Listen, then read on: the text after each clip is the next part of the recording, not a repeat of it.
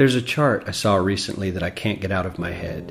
A Harvard business professor and economist asked more than 5,000 Americans how they thought wealth was distributed in the United States.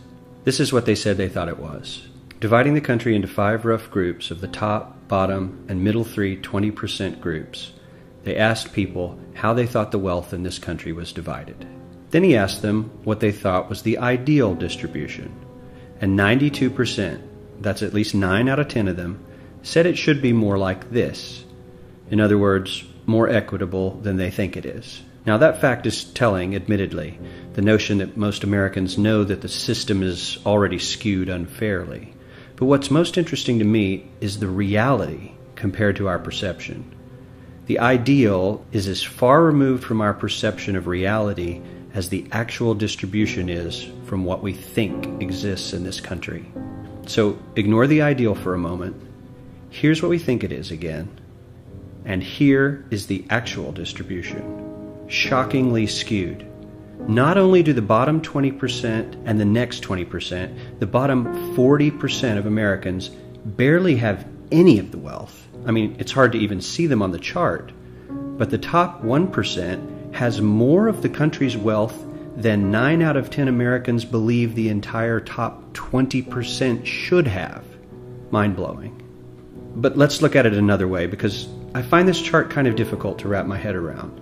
Instead, let's reduce the 311 million Americans to just a representative 100 people. Make it simple. Here they are: teachers, coaches, firefighters, construction workers, engineers, doctors, lawyers, some investment bankers, a CEO, maybe a celebrity or two. Now let's line them up according to their wealth. Poorest people on the left, wealthiest on the right, just a steady row of folks based on their net worth. We'll color code them like we did before based on which 20% quintile they fall into. Now let's reduce the total wealth of the United States, which was roughly $54 trillion in 2009, to this symbolic pile of cash. And let's distribute it among our 100 Americans. Well, here's socialism, all the wealth of the country distributed equally.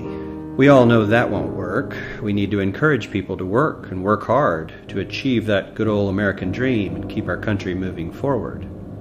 So, here's that ideal we asked everyone about.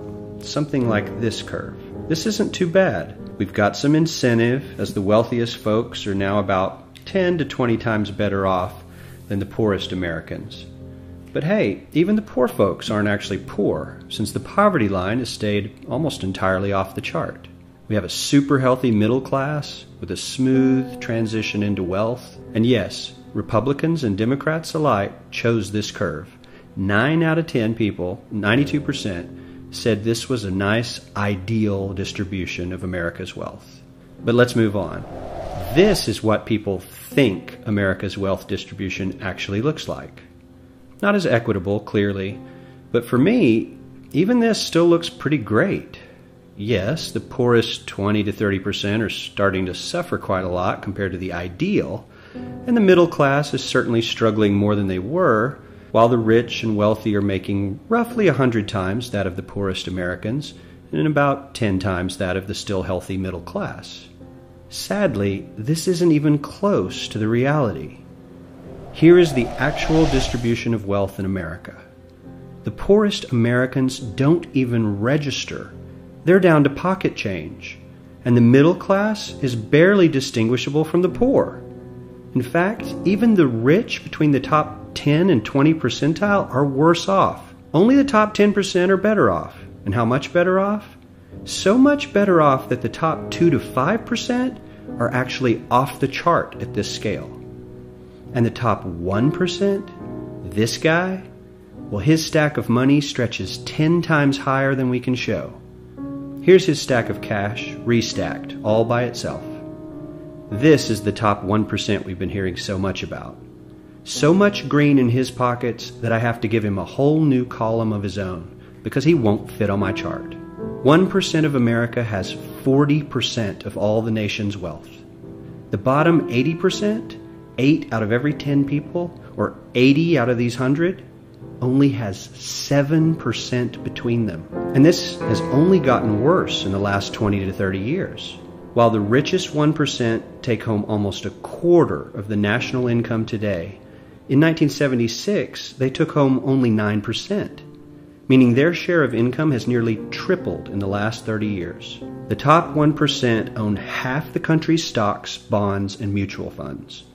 The bottom 50% of Americans own only 0.5% of these investments, which means they aren't investing.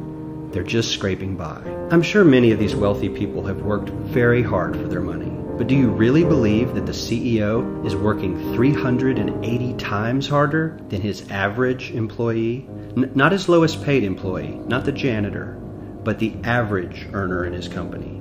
The average worker needs to work more than a month to earn what the CEO makes in 1 hour. We certainly don't have to go all the way to socialism to find something that is fair for hardworking Americans. We don't even have to achieve what most of us consider might be ideal. All we need to do is wake up and realize that the reality in this country is not at all what we think it is.